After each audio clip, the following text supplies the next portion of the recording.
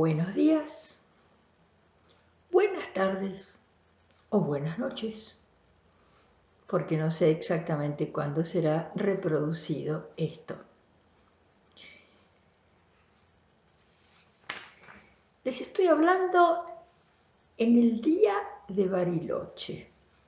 Estoy grabando el día 3 de mayo. Y de repente sentí las ganas de decir, para todo aquel que escuche y que está en yoga, por supuesto, si no está interesado en estas jornadas, en estas charlas, para toda aquella personita que escuche, Bariloche manda un abrazo desde sus personas de yoga, ¿sí? A ver qué podemos hacer todos juntos. Ustedes recordarán que en la lengua española, entre tantos importantes refranes, hay uno que dice: es de bien nacido ser agradecido. ¿Cómo traduzco esto? ¿Una obligación? ¿Un tenés que? No, ya a esta altura, un corazón que te dice, hace eso. Entendiendo bien nacido por persona que quiere respetar, que quiere valorizar, que quiere agradecer y disfrutar de todo eso. Entonces, puedo decir agradecimiento a muchas personas. Para hacerlo cortito, empezando por la cabeza de la India en la Argentina, el embajador Dinesh Bhatia. Lo conocí el año pasado cuando abrió un congreso internacional de yoga. A la gente de la embajada que está comprometida en esto, yo he tenido contacto directo por Ana Aguilar. No la conozco, pero me cayó lindísimo su forma suave y amorosa de invitar, y a todo aquel que esté colaborando con esto de vivimos el yoga, que sea en la vida cotidiana una manera de ser mejor persona, una forma de plantarnos ante nuestros errores, ante nuestros aciertos, de saber equilibrar, de saber dar la marcha atrás necesaria, de poder hacerlo, porque a veces perdemos los estribos, somos gente común, pero de repente viene la conciencia y dice, así no, cambialo, corregilo. Bueno, entonces muchas gracias a todo esto actual. Y hoy le comentaba a Ana que tengo dos recuerdos muy hermosos de gente de India, de allí de la década del 80. El embajador en ese momento, el embajador Mehrotra, a quien conocí. Varias veces fui a la embajada, dialogué con él, diálogos profundos de acercamiento de almas, en base a qué iba a hacer en la India, para qué iba, porque ese embajador apoyó en todo, ayudó en todo, para que ese viaje de estudios de 1980 fuera lo que mi universidad, mi decano pensaba que pudiera ser, el padre Quiles, el jesuita, Ismael Quiles, que fue el fundador de los estudios orientales en la República Argentina. Bueno, había pensado que podíamos irnos a estudiar allá, a respetar aquello, a traerlo y a traducirlo muy honestamente para ser comprendido por otra cultura. Entonces, embajador Mehrotra, usted quizá no se acuerde de mí, pero yo sí me acuerdo de usted, con agradecimiento. Y a una señora que me recibió en India, cuyo nombre es Mrs. Manorama Bala, que en ese momento, en 1980, era la directora, creo, del Indian Council for Cultural Relations, y que había sido embajadora en Chile, Uruguay, Argentina, no me acuerdo con sede en cuál de los países, pero de los tres, y que me recibió con un amor y unas ganas de ayudar, y que me dijo, ¿sabe que usted fue India? Y me dejó pensando, Me dejó pensando. Le pregunté, ¿Por qué me lo dice? Sonrió y no explicó. Bueno, partimos. Desde allí y desde mucho antes, este amor al yoga, haber hecho del yoga un camino espiritual, como lo es, pero que tratara de ir con la espiritualidad como la puede entender un occidental. ¿Sí? Sé buena persona, por arriba de todo, que es lo que decía Ismael Quiles, el gran maestro español, pero que vivía aquí desde los 30 y pico de años, en la Argentina. En Buenos Aires, vivió en Rosario, etc. Y que fue el fundador entonces en la Universidad de El Salvador de toda una unidad académica dedicada a estudios orientales, en la cual el yoga en muy diferentes momentos, pero desde el comienzo al fin, con diferentes categorizaciones, que diplomatura, que licenciatura, que expertura, que no me acuerdo qué, siempre estuvo presente. Hoy, dirigida esta carrera por Esteban Pilch, querido alumno, y que deja y dejó tantas puertas abiertas en los corazones de los argentinos. Gracias, India. Si bien el yoga es pan-indio, aprendí así en las universidades de toda la India, y pan-asiático, de toda la Asia, yo diría que es pan-universal, si no es repetir,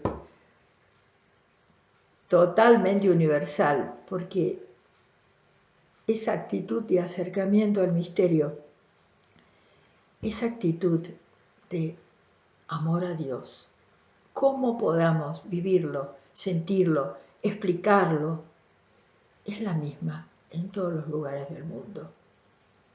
Hay un camino místico en el yoga, que es el camino del que cada vez pregunta menos, cada vez necesita menos explicaciones y cada vez quizá le va creciendo más su fe. Eso es su entrega, su creer que hay algo. Para mí, yoga es eso, respetando todas las tradiciones, todas las culturas, todas las religiones. Si nos unimos en lo más supremo de lo que buscan y no nos quedamos con las diferencias culturales, raciales, del tiempo, de la época, etc. Así que esto de celebrar un Día Internacional, gracias Embajada de la India, que ustedes se ocupan de recordárnoslo. Bueno, vamos al tema. Busqué un tema general cuyo título, El yoga y el corazón del hombre, y como subtítulo, La vuelta a casa. Y Quiles me enseñó que cuando se dicen varias cosas, o hay así una definición grande, explicar palabra por palabra. El estilo del pada pada de la traducción del sánscrito, donde uno va diciendo tal palabra tiene tal raíz, significa tal eso, tal cosa, y después junta en una comprensión genérica y arma la frase o la traducción, ¿no? Pero saber la raíz de cada palabra para tener conciencia de a dónde va, conociendo de a dónde parte. Y todos sabemos, no hay que explicarlo, que yoga es unión. Unión, unción, yugo, pero siempre querido. No puedo olvidar al viejo maestro, viejo por largos años, murió ya hace tiempo, al antiguo Ismael Quiles, ¿sí? Libre, consciente y voluntariamente. Si en uno no existe esa libertad, esa conciencia, ¿sí? Y esa voluntad para decidir algo, plegarse a algo, elegir algo, entonces no puede haber una filosofía de vida, no puede haber una religión realmente genuina para el corazón. Tiene que estar la persona queriendo desde todos sus niveles. Y para mí ese yugo, que es la raíz original, ¿sí? La raíz de yoga, yug, implica esas tres características: libertad, conciencia y voluntad.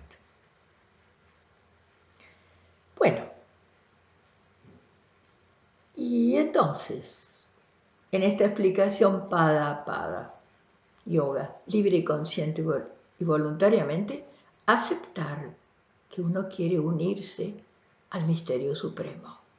Brahman, el Dios de los judíos cristianos, Alá.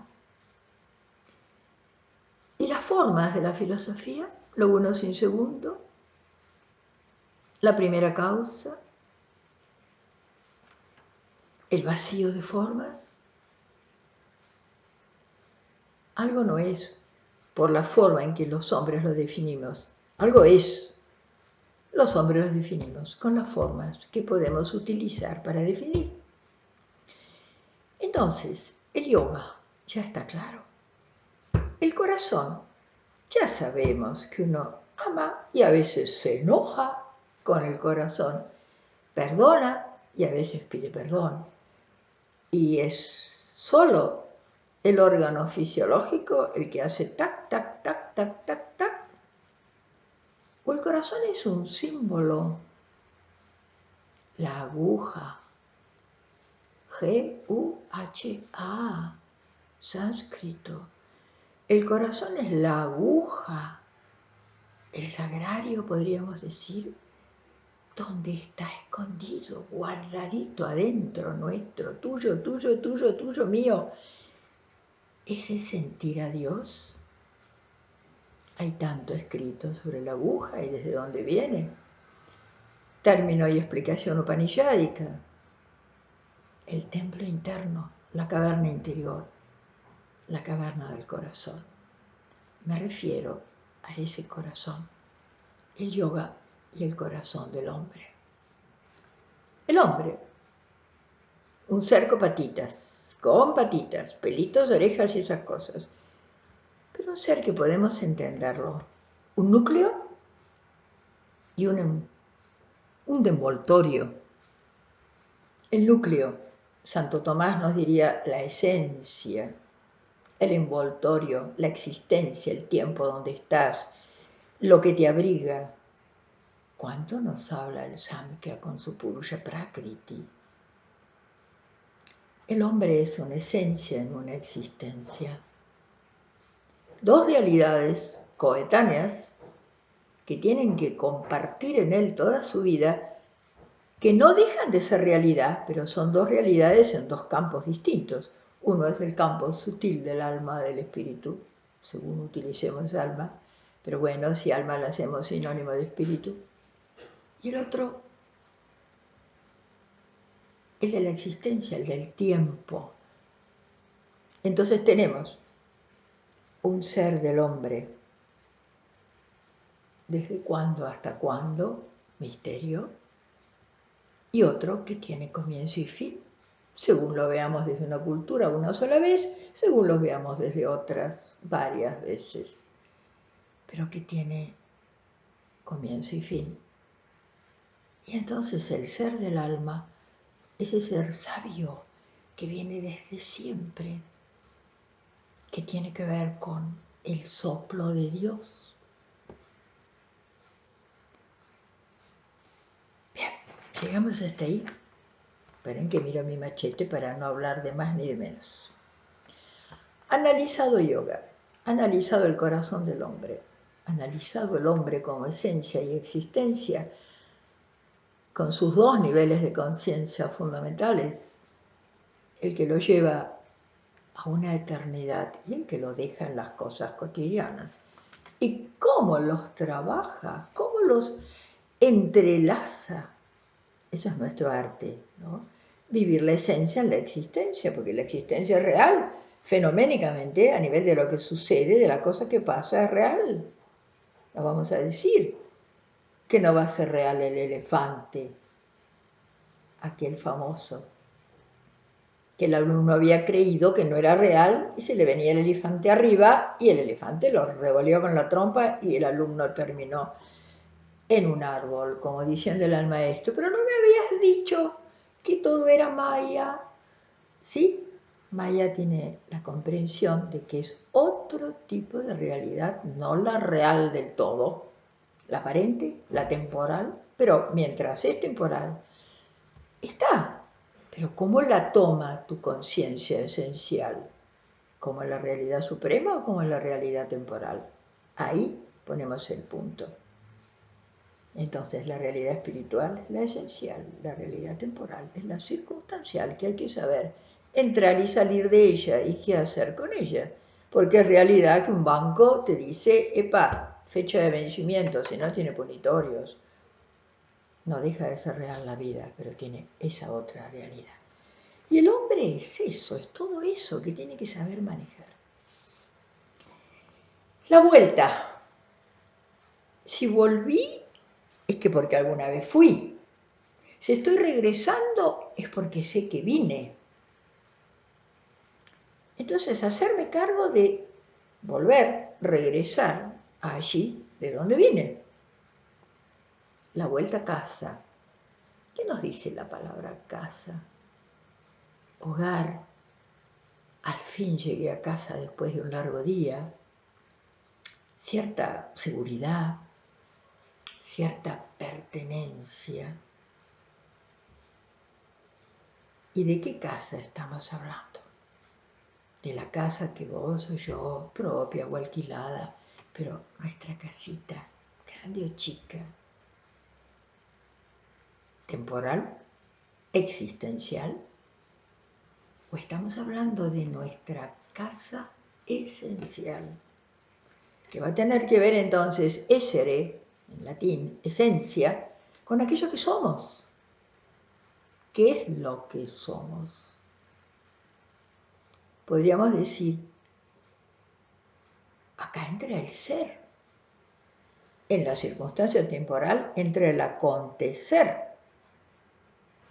Ocuparme de qué casa parto y a qué casa vuelvo es ocuparme del ser.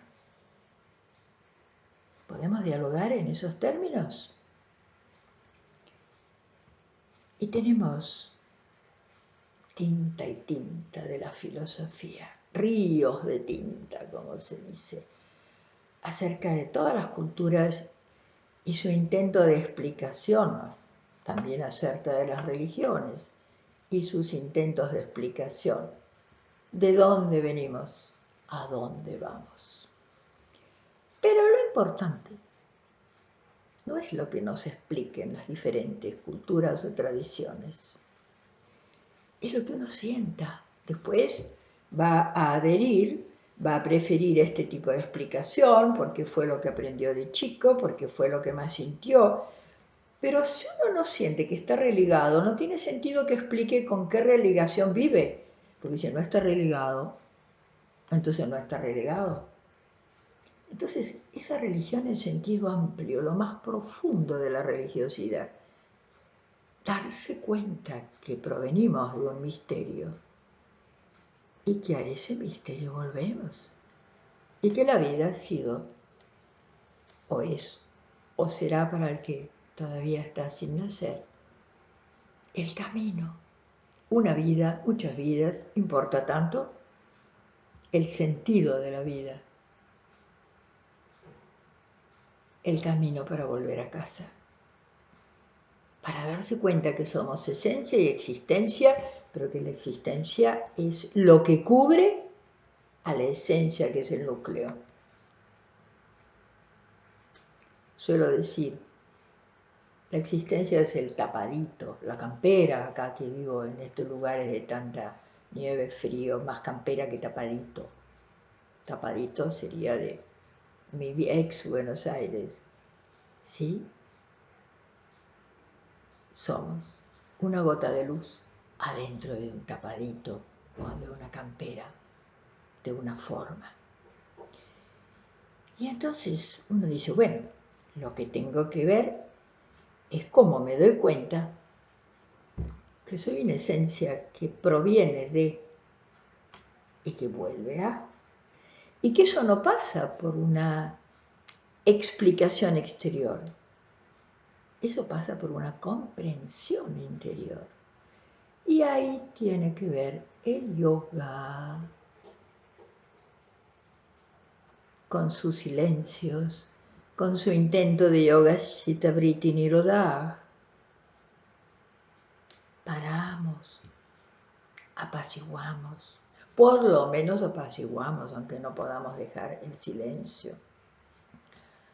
Suele decir la mística, vaciarse de sí para poder ser llenado por Dios. Si bien en lo existencial no puedo olvidar que tengo este problema, que tengo este proyecto, dejar que también haya parte de mi chi, que es conciencia de luz, que está en Chitta, que es encarnado en el tiempo, mi chi, que me diga quién soy y qué tengo que hacer en Chitta. Chit más ta, participio pasado, que indicaría encarnado. Tengo que recordar que soy la mente de luz, encarnada en el tiempo y por lo tanto en el tiempo limitada, embretada, vaya, compelida a veces de equivocarme porque vivimos medio a lo loco, sin tiempo para contemplar. Bueno, ¿qué otra cosa pretende un yoga tradicional, un yoga prístino? Que hacernos ver de dónde venimos y a dónde deberíamos apuntar en nuestro camino de retorno. Mencioné otra palabra, quizá conviene aclararla, tradición, tradicional. En una primera lectura es algo que viene de antes, pero en una lectura profunda y filosófica es algo que viene de antes, pero de orden espiritual y que se transmite en el tiempo por los maestros, desde los maestros pioneros, los ancestros en una cultura, por un param, llega a nosotros. Y la tradición del espíritu nos recuerda, atención, tenés que volver a casa, porque si no, no vas a encontrar solas paz. No te vas a encontrar a vos mismo.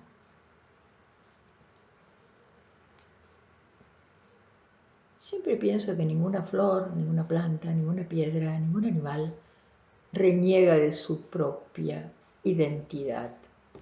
Quizá el único, el más preparado, el que tiene más dones dados, el hombre, es el que reniega de su esencia y se confunde totalmente con que su ser esencial pasa a ser su ser existencial y solo buscamos los logros, el triunfo, la gloria en el tiempo y el alma queda eclipsada en su paz y no somos felices. Bueno, siempre me sirvió mucho un ejemplo de la filosofía occidental, que evidentemente tiene que ver con Platón porque está la línea Sócrates-Platón en sus orígenes. Y este ejemplo es el neoplatónico Plotino, que nace en norte de África, sí, línea por supuesto greco-romana, Grecia en ese momento, allí por el siglo III después de Cristo, o sea, en el 200, que va a ser bastante contemporáneo de San Agustín de Hipona, el filósofo y el hombre religioso del cristianismo, el obispo de Hipona. Y ambos han abrevado en Platón, por eso se los llama neoplatónicos, allí por el siglo IV-III antes de Cristo. Más o menos unos 600 años después viene Platón Plotino.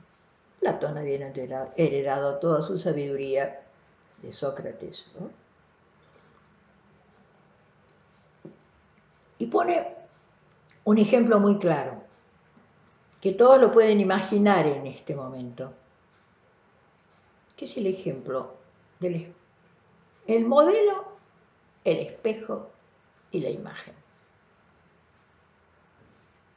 Y si ustedes momentáneamente nos vamos a convertir en modelo para poder verlo, se miran en un espejo, ustedes van a ver que hay algo reflejado. Y si nos preguntamos, ¿somos exactamente igual la persona que está delante del espejo y la imagen? No. Acá el que tiene la vida es el modelo. Si el modelo mueve la cabeza, el reflejo mueve la cabeza. Si el modelo toma agua, el reflejo toma agua. Entonces hay una primera pregunta. ¿Es exactamente igual el modelo y el reflejo o la imagen? No. Habría un grado ontológico, un grado de ser distinto. Después sintetizamos. Pero, si el modelo no se refleja en un espejo, ¿hay reflejo?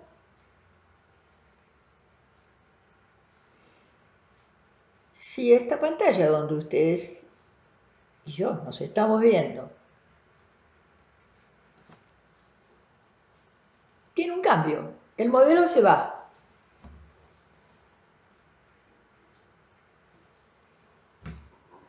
Mientras el modelo se fue, ¿el reflejo estuvo? No. Y entonces la otra parte de el modelo no es el reflejo, o si quieren, mejor expresado, el reflejo no es el modelo, pero la otra parte ¿cuál es? Pero si el modelo no está, no hay reflejo. Parece un ni, ¿verdad? Si lo queremos explicar desde la razón. Es como que no hay explicación, pero hay comprensión. ¿No será el misterio del yoga como el misterio del ser esencial o de cualquiera de las formas en las que definimos a Dios? ¿No será el modelo y el hombre el reflejo?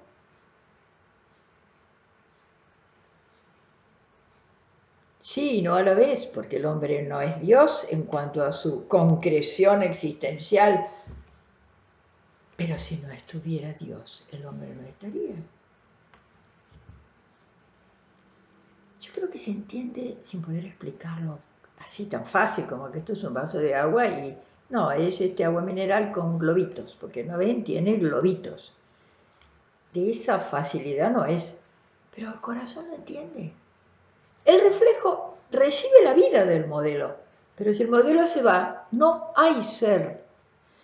Y esto, vayamos al Samkhya y a la gloria del Samkhya, que arma todo el cosmos, de todos los aspectos de la naturaleza, cada uno con la forma y todas las características particulares que le toca tener.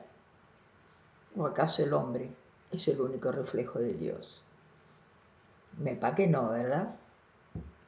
Solo que parece que es el más trabajadito, el que ha tenido grados de conciencia más exquisitos, y oh calamidad, es el que más niega su ser. No sé si una cucaracha se va a olvidar que es cucarachita, o un delfín o una zanahoria. El hombre se olvida que es hombre en el alma, no solamente en su forma física o en sus características psíquicas. Y además ya se muestra el misterio en todos los elementos del ser, de la naturaleza en general y del hombre. Hoy las neurociencias nos dejan con la boca abierta, que el lóbulo anterior frontal tiene tales o cuales características, que el occipital tiene tales o cuales características, la sabiduría que hay en una célula no la hemos puesto los hombres porque expliquemos cómo funciona. Solo explicamos cómo funciona lo que nosotros no hicimos.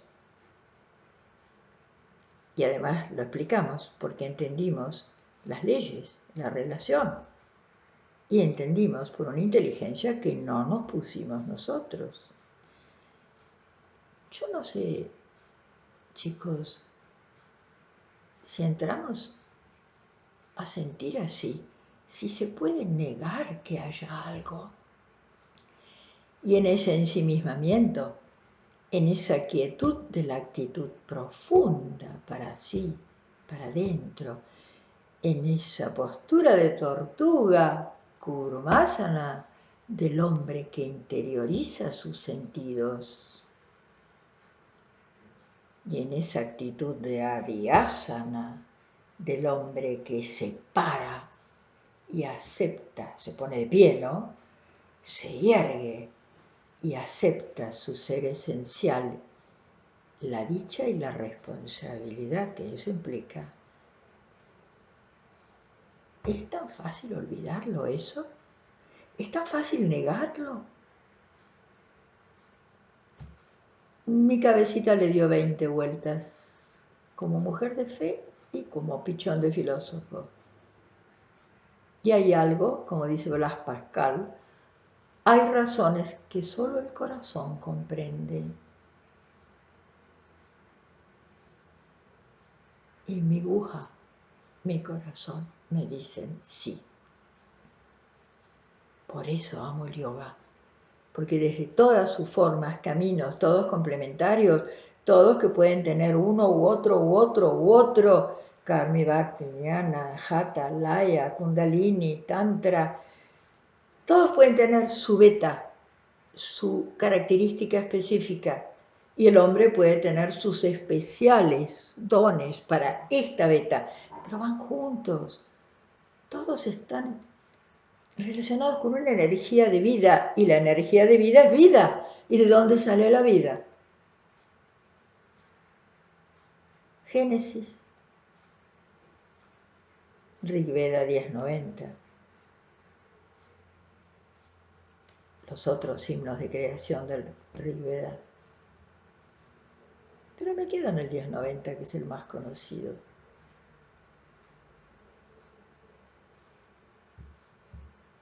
¿De dónde sale la vida?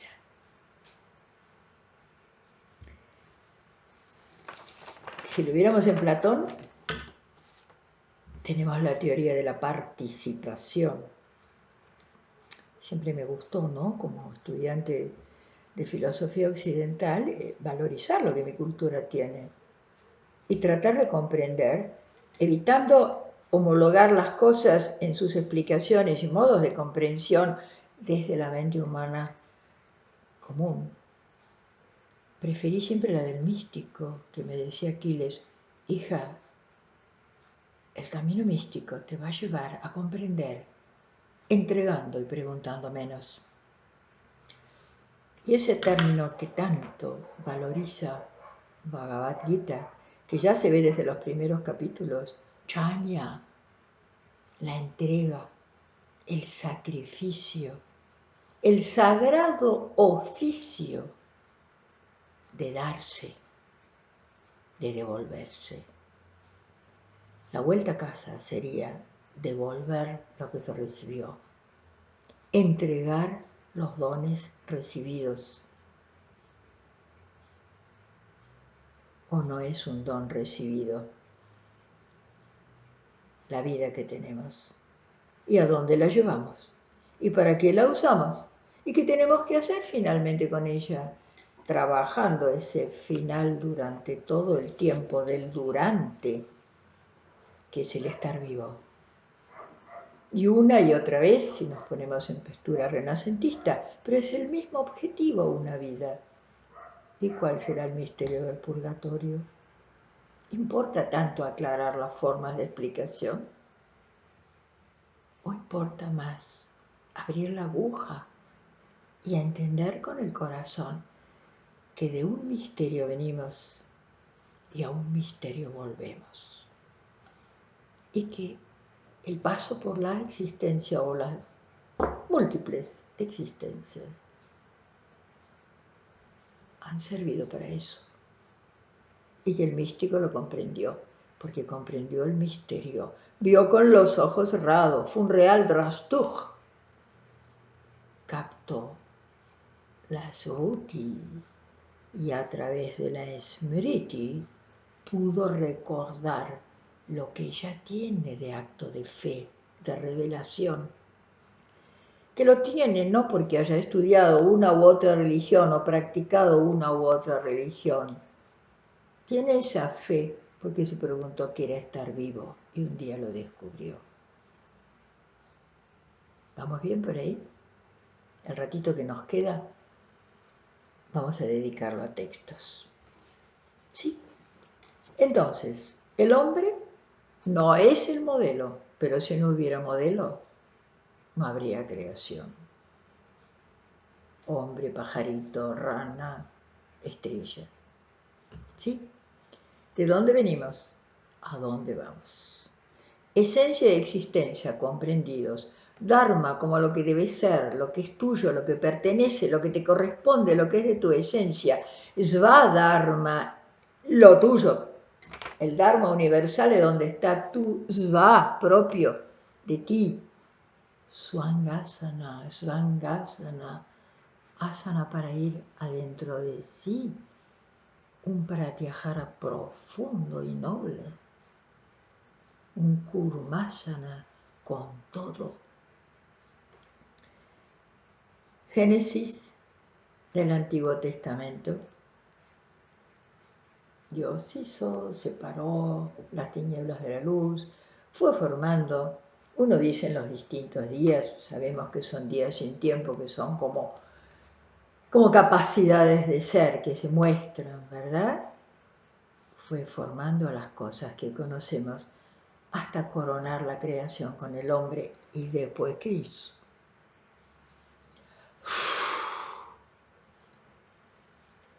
Y lo bendijo. Y en ese hálito que exhaló, y al exhalar sale de la entraña, porque el aire que uno exhala le sale de adentro, puso su impronta en lo que nos enseñaron el barro, la forma, el tiempo, lo que se explica, lo que nace y muere, pero en esa existencia entró el soplo esencial. Y fíjense, lo absoluto se entrega y el hombre recibe la gracia de la vida. ¿Cómo no va a ser después al revés? El hombre exhala su último suspiro, se entrega y la vida como gracia vuelve a la fuente, al Satchidananda, al ser, conciencia y bienaventuranza infinitos, al misterio, al silencio del hombre, al Padre mistérico.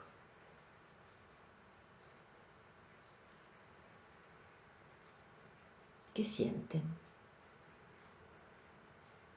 Aparte de una profunda emoción, quizá ganas de silencio y quedarse en ese silencio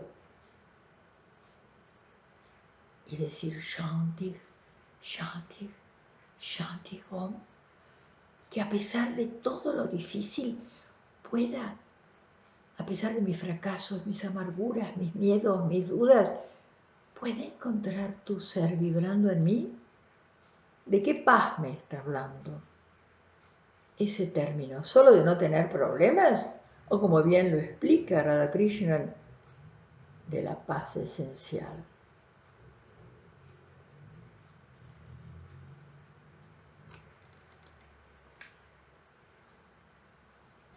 E iríamos de un texto de Occidente y un texto de Oriente.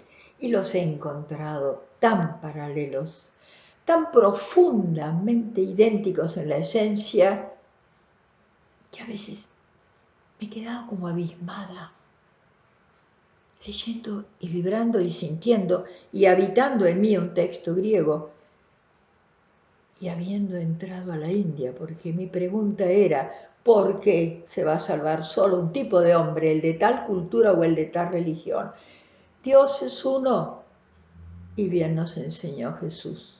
Los hombres somos hermanos porque somos todos reflejos, individuales, temporales y múltiples, vistos en el tiempo, como las estrellitas son reflejos de una única luz universal. Pero hay una única causa, eso que todas las mitologías han reconocido como un sol, ya a su vez expresión de una trascendente luz mayor, es solo uno. ¿Qué hacemos peleándonos? Bueno, nos peleamos, pero ¿por qué no nos amigamos después en el fondo? Porque las peleitas son las del turno existencial. Disgustos, injurias. ¿Por qué no recurrimos al amor universal, a la nájata vibrando en pleno, donde ya no hacen falta sonidos para escuchar la voz? ¿O qué quiere decir? An-ahata, no percusión, no necesidad de ruido externo. Se comprende el ruido del silencio como sonido de paz, que otra cosa es el hombre en su silencio infinito, en su cuarta etapa. Y a él llegamos, analizando la primera, la segunda y la tercera. La M, cerquita, la vibración, la U y la A, eso concreto del Vaisvanara, eso que pasa a ser más sutil del mundo, que ya no vemos tanto, eso que trasciende los mundos que vemos y el misterio que da el origen a todo, trascendiendo todos los mundos. Mandukya Upanishad, lean una buena traducción, porque está hablando de esto, de volver a casa. Me quedo, busco mi texto de Purusha, que está acá, apenitas, ¿no? Voy a leerles la versión de Fernando Tola, para homenaje a una versión española que podamos entender en español y que evidentemente parte de la capacidad y de la sabiduría de quien fue Fernando Tola, el peruano que en tantos años vivió en la Argentina, pero que tanto amó todo esto y que tanto hizo por todo esto. Mito, símbolo. Comprensión simbólica, comprensión en muchos sentidos, ¿sí? Y entonces nos lleva a comprender las distintas formas de explicar. Y comprensión de que lo que se expresa es lo sagrado. La realidad es simbólica, polisémica, múltiple, y teofánica. Nos muestra el fenómeno sagrado que no necesita ser explicado cuando los ojos del alma ven. Dice la estrofa 1. Innumerables cabezas tenía el Purusha, innumerables ojos, innumerables pies. Por todas partes cubría a la tierra y aún en 10 dedos la sobrepasaba. Ya nos está diciendo, no hay nada, absolutamente nada, que no parte del gran Purusha, el misterio. Y van haciendo la Prakriti. Por eso de entrada dijimos el valor del Samkhya acá y de todo lo que explica. Esa cosmología que nos ayuda a entender dónde estamos, qué es esto, y que somos un micro que participa de un macro. Y el macro y el micro de lo supremo. Estrofa 2. El Purusha es todo esto, lo que ha sido, lo que será. Ya se rompió el tiempo, la totalidad de la eternidad, la esencialidad de la eternidad. Pero uno lo puede captar acá, chicos. Sigue la estrofa. Es el Señor de lo inmortal y de los seres que crecen con el alimento, y de lo que crece con el alimento, perdón. De todo lo que va teniendo vida y alimentándose en la tierra. Estrofa 3. Tal es su grandeza, pero más aún en su Purusha. De él, una cuarta parte, esa que queda acá, lo que se ve, son todos los seres. Las otras restantes, esas 3 sutiles partes del Om, la A se queda acá, la U y la M y el silencio, lo absoluto en sí mismo, van a ser el resto. Estrofa 4. Con 3/4 partes se trasladó hacia arriba. La cuarta se manifestó acá. Y luego se extendió por todos lados, eso es Vaishnava, el campo de la manifestación, hacia lo que come, hacia lo que no come. Miren que quiero ver algo. Esas otras partes van a ser Taijasa, Prajna y Turiya del Om. Palabras que están explicando los 4 niveles. La A, la U, la M. Juntamos A con U y vamos a hacer nosotros, generalmente hacemos la O, después viene la M, perdón, recién después viene la M, A, U, después A, U, la O, que es la síntesis de la primera y segunda etapa, la vibración de la M y el silencio. Por eso después de entonar al OM, no es a lo loco un OM, otro OM, otro OM. Quédate escuchando el silencio. Sentí que tu cabecita no piensa y comprende. Y ahí entendió, ahí entendió tu alma quién es, de dónde parte y a dónde vuelve. Estrofa 5. Del Purusha nació Viraj, energía dadora de vida, energía madre.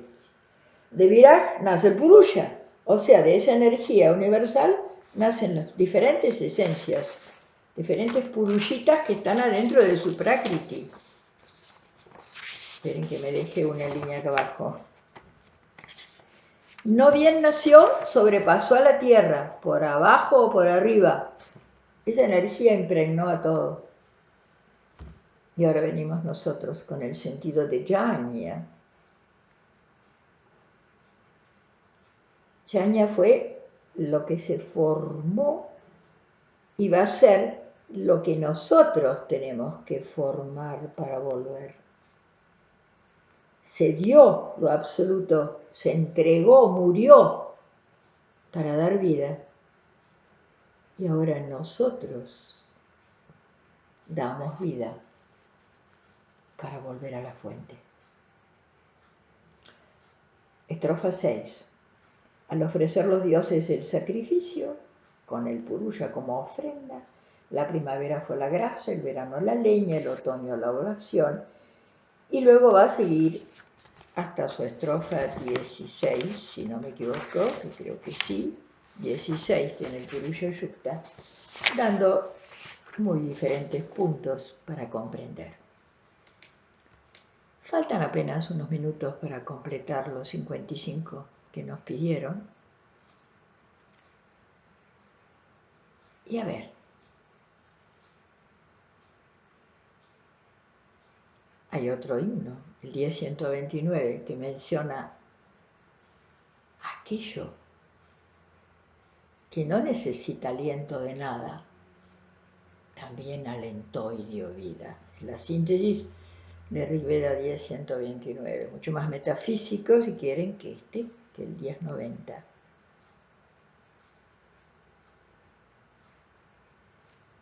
Lo que alienta y da vida, exhala, ya lo vimos, se entrega. Ese producto, que sería la propia esencia, es lo que genera vida hasta las formas más simples y más concretas de lo que va a ser un árbol o una hormiguita o una uva. Vive esa energía dentro y la conciencia profunda desarrollada de una manera específica en el hombre, no le pidamos esta comprensión a la creación en sus otros reinos. A veces me pregunto, ¿no la tienen tan grande y sin embargo no se traicionan? Nosotros que la tenemos sí nos traicionamos. A ver, decidamos que no nos vamos a traicionar, que va a haber en nosotros un concepto de jnana, de vuelta a casa, de vamos, atrévete a ofrendarte, a darte. Y entonces durante toda la vida inhalamos, exhalamos esto, vamos recibiendo la gracia al inhalar y entregando la ofrenda al exhalar. Qué buena repetición mántrica. Gracia, ofrenda. Gracia, inhalando, ofrenda, exhalando. Qué bueno todo eso, poder aplicarlo en la práctica.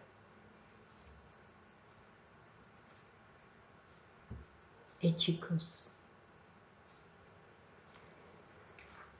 nos queda el valor de los textos y el valor de la experiencia para entender que esto es posible. Son las dos formas.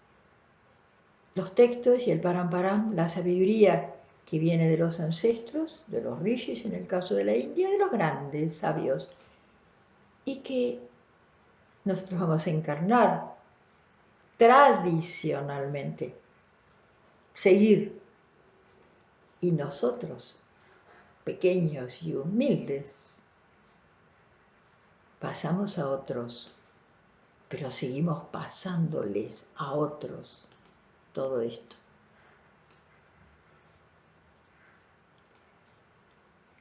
¿Se atreven? ¿Me atrevo? ¿Nos atrevemos? Podemos tomar los seres humanos en general y en particular, bueno, estamos en la Argentina, esta forma de respetar al yoga como una actitud argentina de jnana, de sacrificio de sí mismo para volver a casa.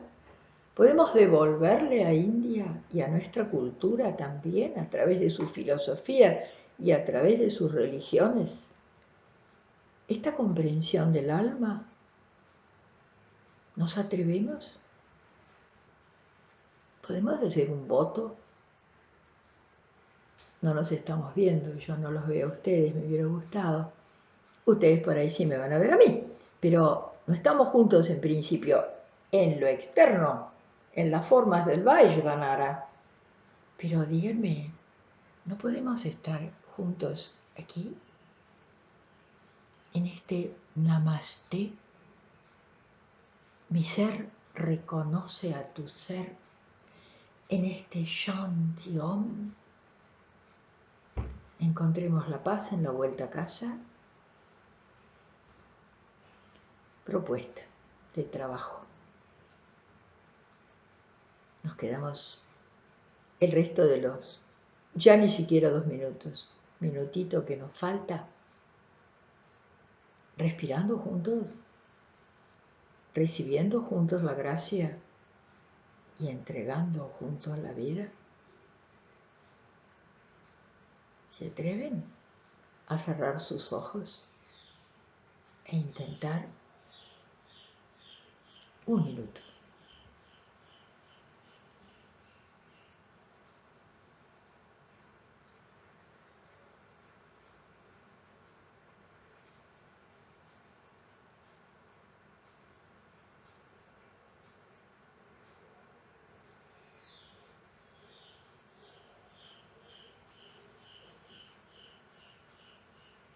Gracia al inhalar, ofrenda al exhalar.